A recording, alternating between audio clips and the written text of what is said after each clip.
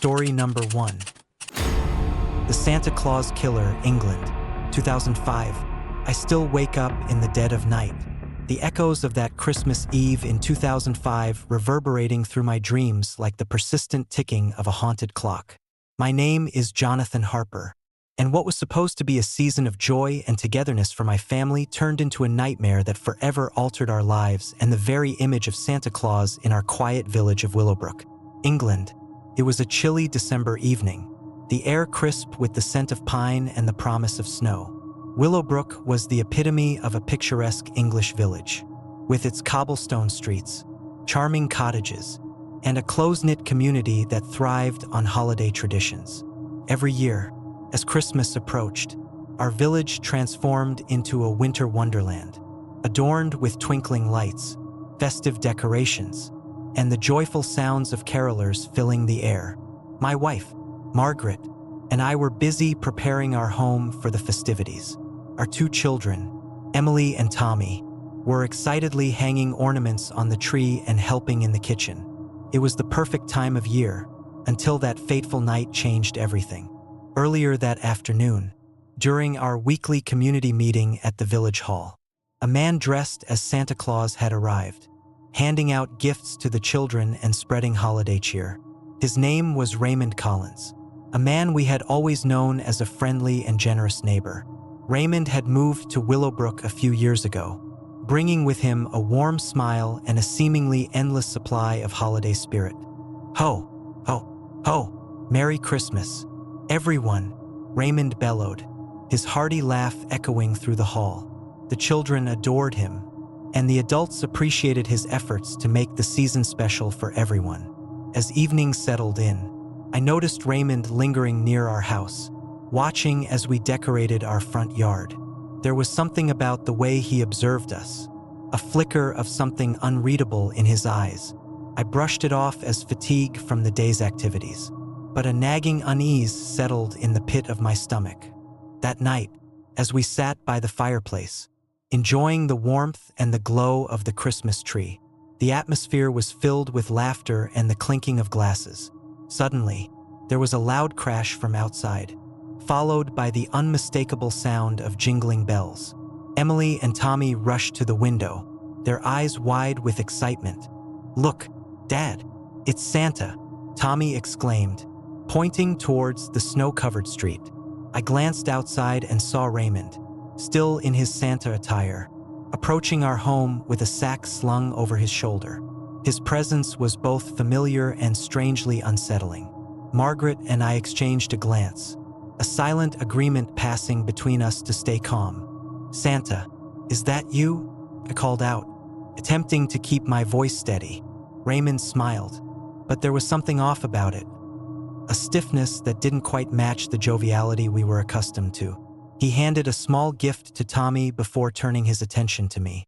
"Yes, Jonathan, Merry Christmas," Raymond replied, his voice deeper and more menacing than I remembered.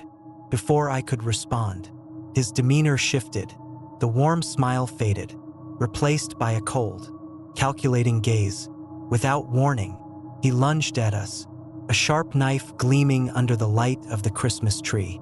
I instinctively pushed Margaret and the children out of harm's way, but Raymond was relentless. "Stay back," I shouted, grabbing the nearest object, a heavy candlestick, and swung it at him. The impact was enough to send him staggering back, but it only fueled his rage. "You're mine now," he snarled, advancing towards us with murderous intent. The room erupted into chaos. Emily and Tommy screamed, hiding behind the furniture, while Margaret and I fought desperately to fend off Raymond's attacks. The once peaceful sanctuary of our home had become a battleground, the spirit of Christmas twisted into a nightmare. In the midst of the struggle, I managed to subdue Raymond, pinning him to the ground. His eyes burned with a mix of fear and hatred, the facade of Santa Claus completely shattered.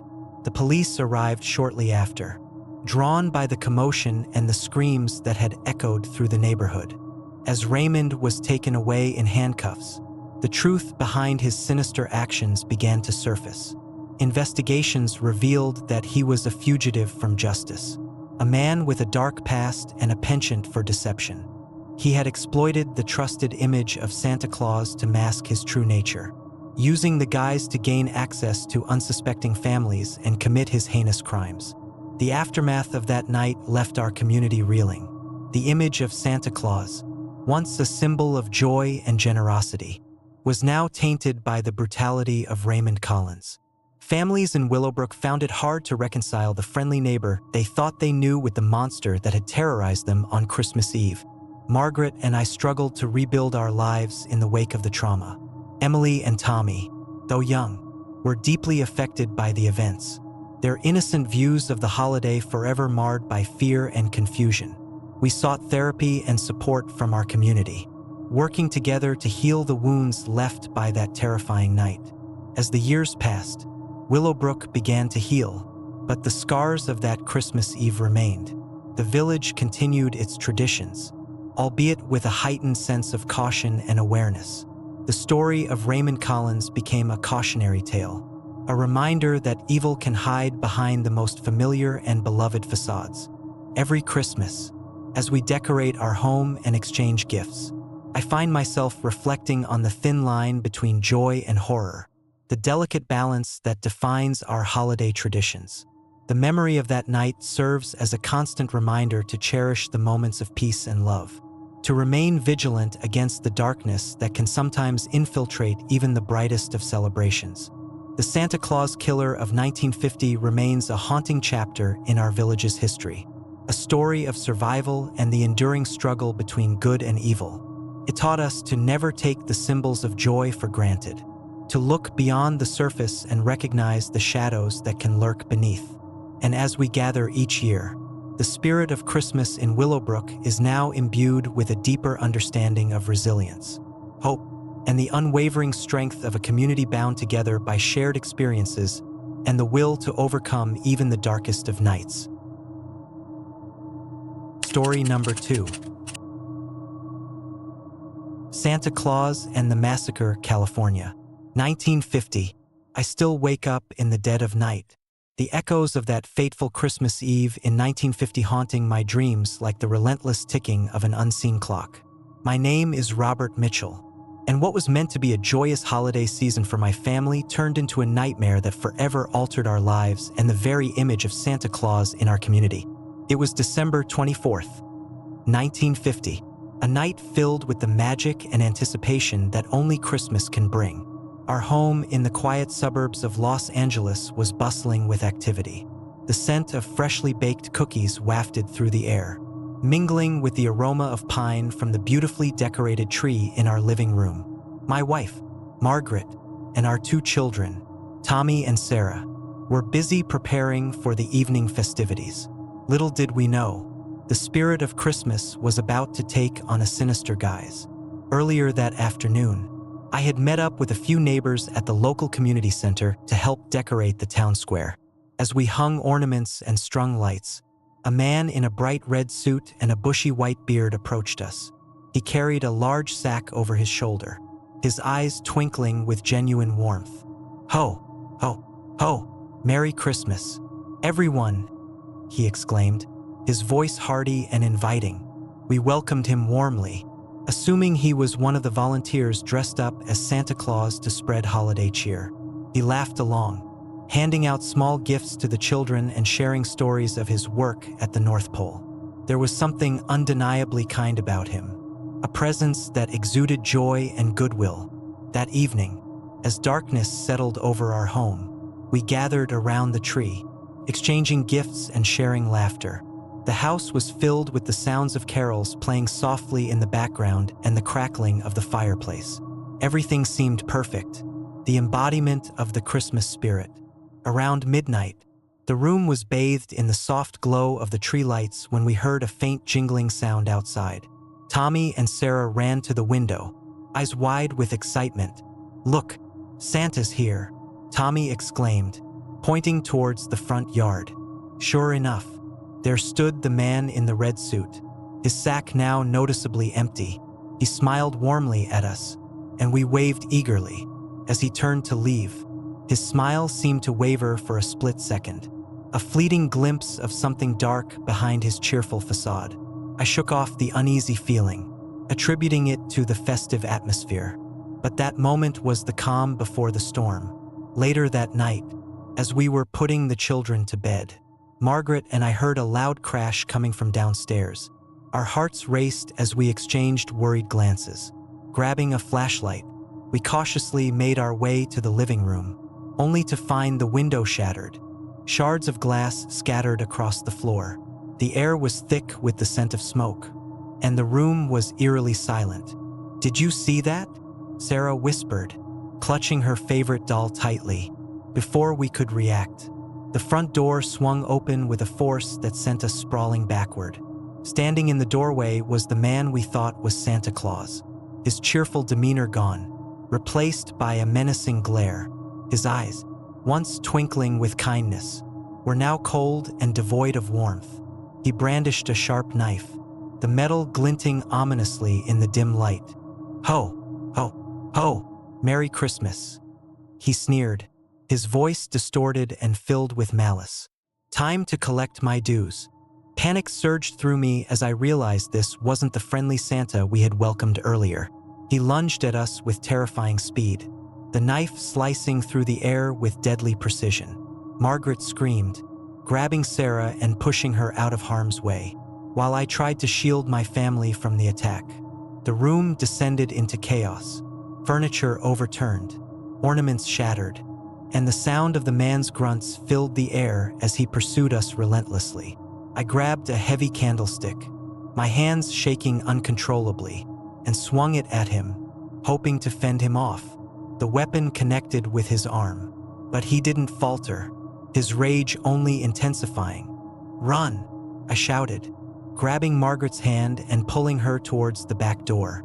Tommy and Sarah followed closely behind, their faces pale with fear. We fled through the shattered window, the cold night air hitting us like a physical blow. The man in the red suit pursued us, his laughter echoing through the darkness, a haunting reminder of the twisted nightmare unfolding. We ran down the street, neighbors coming out of their homes in confusion and horror as they witnessed the scene. Shouts and cries filled the air as more people joined the chase.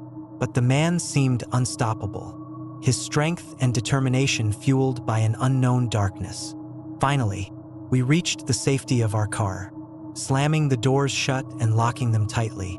My hands trembled as I turned the key in the ignition, fumbling to start the engine. The man pounded on the windows, his face contorted with rage. But we didn't look back. The car roared to life, and we sped away, the house and the nightmare behind us. The aftermath was a blur of police sirens, flashing lights, and questioning officers. The community was in shock, grappling with the horrifying events that had unfolded on what was supposed to be a magical Christmas Eve. Glenn Helgeland, the man we thought was Santa Claus, was identified as a fugitive from justice, a known criminal who had been on the run for years. He had exploited the festive season and the innocent image of Santa to mask his heinous crimes. The brutality of the attack left deep scars on our family and the entire community. The image of Santa Claus became tainted with fear and suspicion, the symbol of joy now associated with horror and tragedy. Every Christmas since, the streets of our town are filled with a sense of unease, the jingle of bells now a reminder of that dark night. In the years that followed, the story of Glenn Helgeland and his masquerade as Santa became a cautionary tale, a chilling reminder that evil can hide behind the most innocent of facades. The house where the massacre occurred was left abandoned, a silent testament to the horrors that had transpired within its walls. Locals avoid it now, especially during the holiday season, fearing the presence of lingering spirits and the darkness that once claimed lives in the guise of festivity. My family and I tried to move on, seeking solace in the warmth of our home and the love that binds us together. But the memories of that night never fully faded, haunting us like the ghostly whispers of the past. Sarah and Tommy grew up with a wary eye towards the holiday season, their innocence shadowed by the trauma they experienced. As for me, I often find myself reflecting on the thin line between good and evil, the ease with which one can masquerade as a symbol of joy to conceal their true, sinister nature. The story of Glenn Helgeland serves as a constant reminder to stay vigilant, to never let our guard down, even in the most seemingly perfect of moments. And so, every Christmas Eve, as we gather around the tree and share in the joy of the season, we remember the night when Santa Claus became a figure of horror. We honor the memory of those lost and vow to keep the true spirit of Christmas alive, one of love, peace, and unwavering hope, ensuring that the darkness that once overshadowed our holiday never returns. The Imposter Santa of 1950 remains a haunting chapter in our lives, a story of survival and the enduring struggle between light and darkness. As the years pass, the memory of that night lingers, a ghostly echo that serves as a reminder of the thin veil that separates our world from the unknown, and the shadows that can lurk behind even the most cherished symbols of joy. Story number 3. The Imposter Santa of Toronto, 1971. I still wake up in the dead of night, the echoes of that Christmas Eve in 1971 reverberating through my dreams like the relentless ticking of a haunted clock. My name is Michael Thompson, and what was meant to be a joyous holiday season turned into a nightmare that forever changed our quiet suburban life in Maplewood, a serene suburb of Toronto. It was December 24th, a night wrapped in the magic and anticipation that only Christmas can bring. Our house, a modest 2-story with a well-tended front yard, was bustling with the excited chatter of my wife, Linda, and our 2 children, Sarah and Tommy. The aroma of freshly baked cookies mingled with the scent of pine from the decorated tree in the living room. Little did we know, the spirit of Christmas was about to take on a sinister guise. The evening had unfolded like any other Christmas Eve. We had gathered around the tree, exchanging gifts and sharing laughter. As midnight approached, we placed the last ornaments and settled into the living room, content and tired from the day's festivities. That's when we heard the faint sound of jingle bells outside. "Did you hear that?" Sarah asked, her eyes wide with wonder. "Probably just a neighbor's decorations." Linda replied with a reassuring smile, but the sound persisted, growing slightly louder, more deliberate. It was unmistakably the jingling of bells, accompanied by the unmistakable jingling of Santa's sleigh. A chill ran down my spine as I glanced out the window. There, illuminated by the soft glow of streetlights, stood a figure in a bright red suit, a bushy white beard, and a twinkling smile, the unmistakable image of Santa Claus. "Look, Mommy, it's Santa," Tommy exclaimed, jumping up to peer through the glass. Linda and I exchanged a glance, a mixture of amusement and skepticism in our eyes. In Maplewood, it wasn't uncommon for enthusiastic neighbors to dress up as Santa to spread holiday cheer. Yet, something about this Santa felt different, unnervingly so. As if on cue, Santa began to walk towards our house, his movements smooth and deliberate. He carried a large sack over his shoulder, and his eyes sparkled with a warmth that seemed almost too genuine. My wife gave me a hesitant nod, and I approached the front door to greet him. "Ho, ho, ho, Merry Christmas," Santa boomed, his voice deep and hearty. "Hello there," I replied cautiously. "Can I help you with something?" Santa reached into his sack and began handing out presents, his demeanor friendly and engaging. The children were ecstatic, eagerly accepting the gifts with glee. But as I observed him, a nagging sense of unease began to gnaw at me. There was something off about his smile, an unsettling rigidity that didn't quite match the jolly facade. "Thank you, Santa," Linda said, accepting a beautifully wrapped box. "It's lovely to see you here." As quickly as he had appeared, Santa turned and began to walk away, disappearing into the night as mysteriously as he had arrived. The initial relief was short-lived. Moments later, we heard a blood-curdling scream coming from upstairs. "Tommy!" I shouted, rushing towards the source of the sound. Linda and Sarah followed close behind, our hearts pounding with fear. We found Tommy standing in his bedroom, eyes wide with terror, pointing towards the hallway. There, in the dim light, stood Santa, his jovial expression now twisted into a menacing sneer. His eyes, once warm and inviting, were now cold and hollow, devoid of any kindness. "Santa, why are you doing this?" Tommy cried, backing away slowly. Before I could react, Santa lunged at us with supernatural speed, his movements erratic and violent. Linda screamed as he grabbed her, his grip unnaturally strong. I lunged forward, attempting to free her, but his hold was like iron, unyielding and relentless. In the chaos, I noticed something horrifying. His beard was singed at the edges, and his suit was tattered, revealing patches of scorched flesh underneath. The once cheerful Santa was now a grotesque figure of wrath and malice, embodying the darkest fears of the holiday season. Summoning every ounce of strength, I managed to break free, pulling Linda away from his grasp. We stumbled back into the living room, slamming the door shut behind us. The room was plunged into darkness, save for the flickering lights from the street outside. My mind raced, trying to comprehend the horror unfolding before me. "Stay back, Michael," Santa growled, his voice a guttural snarl. "This house is mine now." Panic surged through me as I realized we were dealing with something beyond human comprehension. The door wouldn't budge, the hinges groaning under an unseen force. Desperate, I grabbed my phone to call the police, but the line was dead, no signal, no connection. "Help us," I shouted, my voice cracking with fear. "We need help."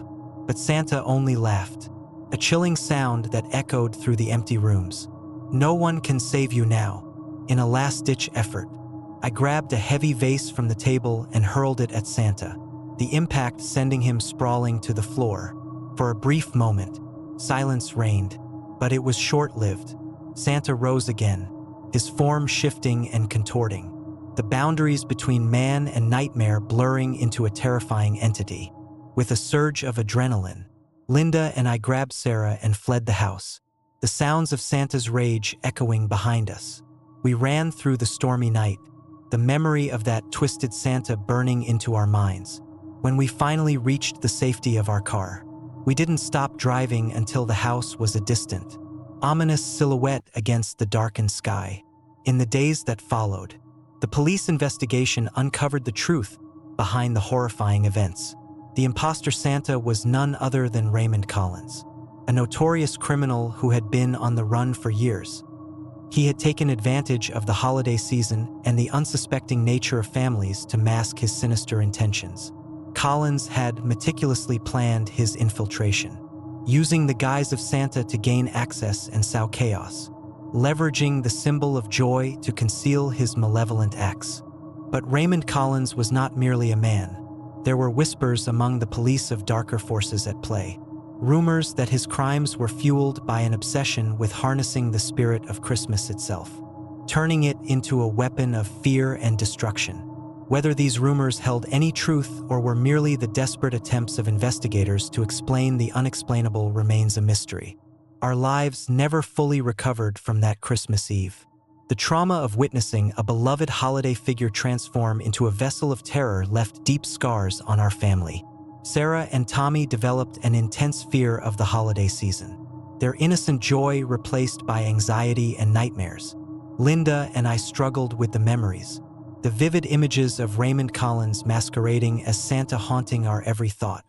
The abandoned house on Ravenwood Lane became a symbol of fear in our community, a place where the spirit of Christmas was twisted into something dark and malevolent. Each year, as December rolled around, the memory of that night resurfaced, a chilling reminder that even in the most joyous times, darkness can lurk just beneath the surface. I often find myself driving past Ravenwood Lane, especially during the holiday season, feeling an inexplicable pull to look into the windows of the old house.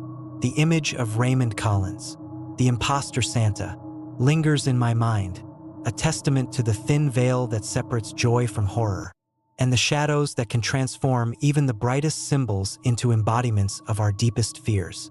And so, I warn others, never underestimate the darkness that can hide behind a facade of cheer. The spirit of Christmas should inspire love and joy, not fear and violence. But sometimes, in the most unexpected places, the line between good and evil becomes blurred, and the symbols we hold dear can become the very agents of our nightmares. The imposter Santa of Toronto remains a haunting chapter in our lives, a story of survival and the enduring struggle between light and darkness. As the years pass, the memory of that night fades slightly, but the lessons learned remain etched in our hearts, reminding us to cherish the true spirit of the season and remain ever vigilant against the shadows that seek to claim our joy.